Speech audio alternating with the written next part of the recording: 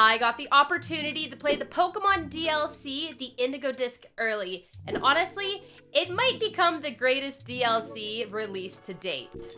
My name is Tera, and I'm one of the official casters for Pokemon, specializing in VGC, the official video game format consisting of double battles. Nintendo and Pokemon invited me out to New York to play roughly an hour of the unreleased DLC. This is the second DLC coming out for Pokemon Scarlet and Violet, and you cannot play the second part without completing the first part, the Teal Mask, which was stressed to us again before our preview.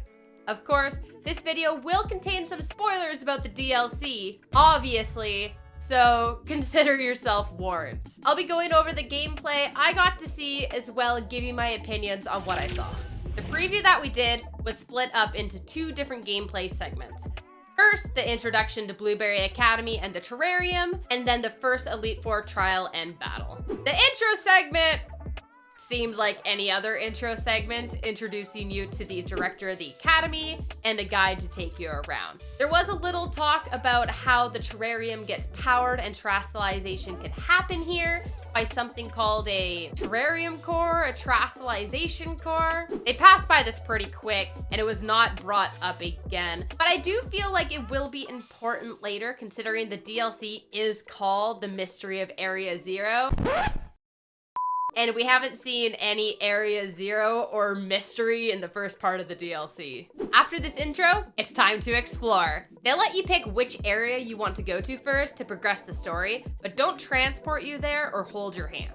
Instead, you're free to explore and make your way there when you want. You're not limited to sticking in the terrarium you've selected at the start either. You can go freely exploring in any of them, or go back to either of the other two maps. I took a moment to see if there was any filled space for that weird area in the upper right of the original map, and there was nothing there at this stage. I asked a rep if there was going to be anything there, and was told to stay in the Blueberry Academy map. I don't think anything was unlocked at that point, and was most likely told to stay in this map to try and guide me through their preview, since that was the point of all of this. But I'm still certain that area is tied to the mystery, and I'm eagerly awaiting the DLC coming out to get that confirmation. On the topic of other things I didn't get answers to, let's talk about the 19th Tera type, the Rainbow Tera type. This was first shown at the World Championships in Yokohama, and was a big surprise to me and everyone else. With not a single peep about any of this mysterious type in the first part of the DLC,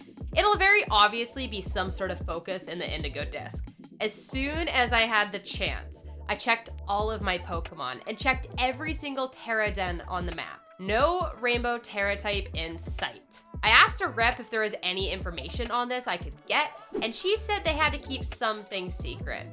Boo. So with that answered, it was time to enjoy the preview they did have laid out for us. First impressions of the Terrarium, despite some graphic issues, it seemed pretty clean. I didn't notice any lag during my travels, and was told the graphics thing was because of this being an unfinished demo.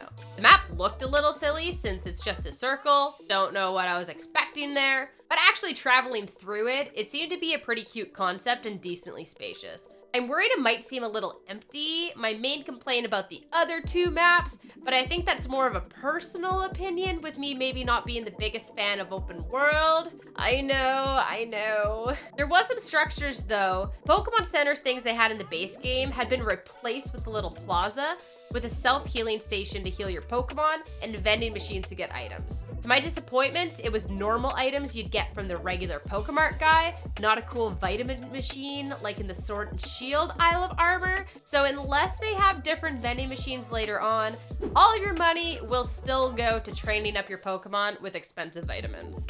Speaking of Pokemon, this map didn't seem empty in terms of the Pokemon around, and it was cool to go between the different terrariums and see the different Pokemon awaiting you in each one. I didn't see any of the starters during this. Assume they have to be unlocked later on, maybe once you've beaten the DLC. And to no surprise, there was Terradens all around. I didn't battle any Pokemon in them since I was on limited time, but they looked to be the same as before.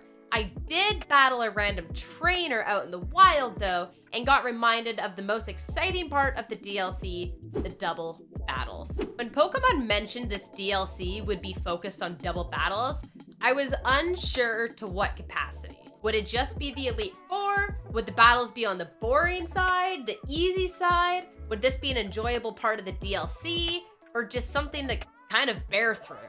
Right away, I got the answer to the first, as the random trainer I battled was a double battle. This wasn't a particularly difficult battle, and I had questions still on how enjoyable this would be. But as a VGC player, this was at least cool to see that this would in fact be the main focus in the DLC. As my time ran up for the first gameplay segment, and they had prepped the second part, I would soon get my answer to the remaining questions I had. As a reminder, the Elite Four in Paldea was fine, but the champion fight itself was very underwhelming. The strategy used for Gita was pretty lackluster, and even though she had a few Pokemon on her team that could make this a challenging fight, like Glamora, it was kept in the back of her party and misused to where it didn't really make any impact.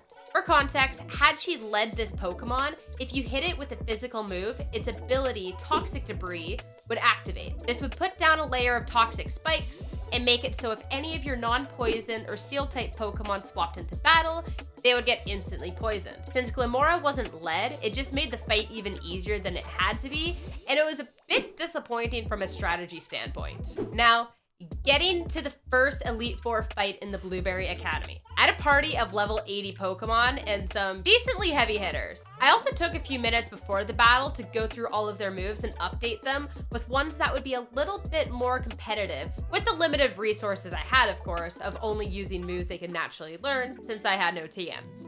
Regardless, for the team, this shouldn't have been a struggle, right? What happened next is what stands out the most in this preview, and highlights why this has the potential to be the best DLC release. Amari's had a party of 6 Pokemon, and even though I cannot speak of which Pokemon they were, I can talk about the difficulty of the battle. I got bodied.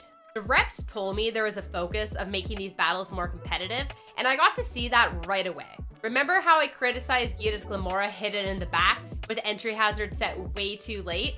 Not a problem here.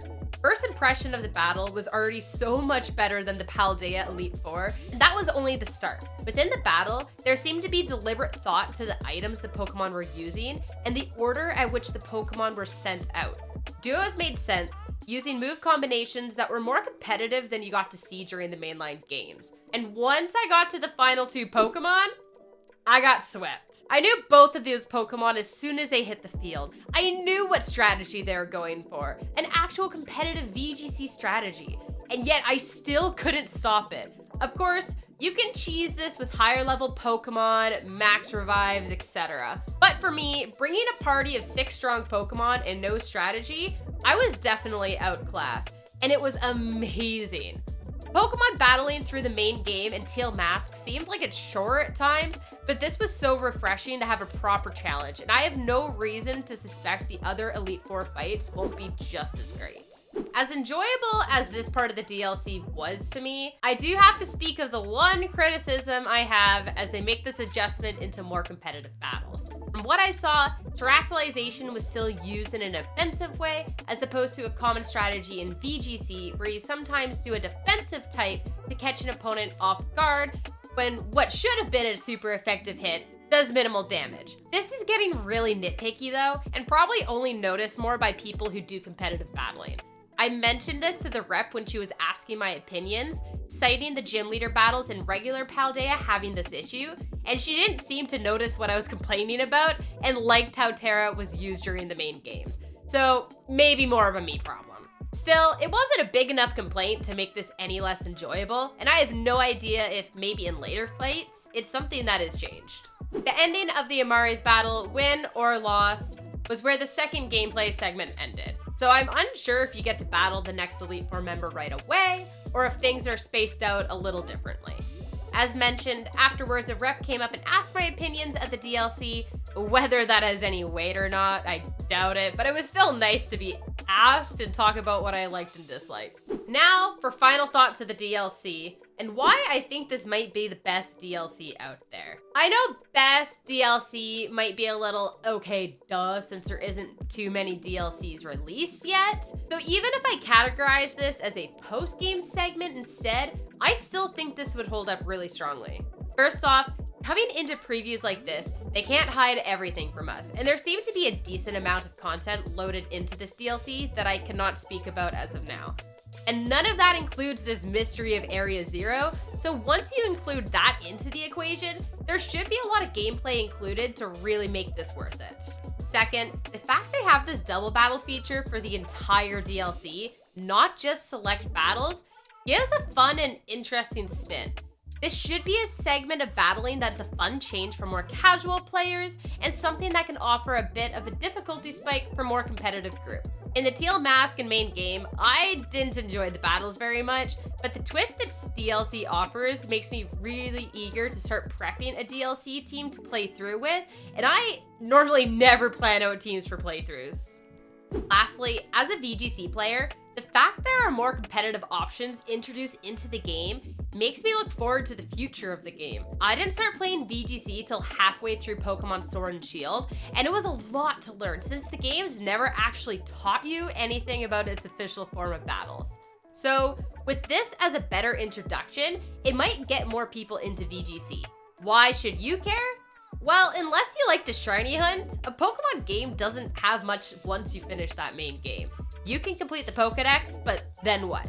The battling, especially VGC, is something that sticks around through the game's entire life cycle. So now there's a whole form of content opened up to more players. I am also very hopeful of a battle tower-like feature in this game, which I did not get any confirmation for, but also nothing telling me I'm wrong, so now we're getting into wishful thinking. I'm just gonna have to wait until the DLC comes out to see if my dreams come true or not. Thank you so much to Nintendo and the Pokemon Company International for inviting me out. This was a really cool opportunity, and I appreciate having the chance to share my thoughts of the DLC early. Thank you so much for watching. I have to start prepping a team for this playthrough. Make sure you subscribe to the channel to get notified of my next video, and I will see you all soon.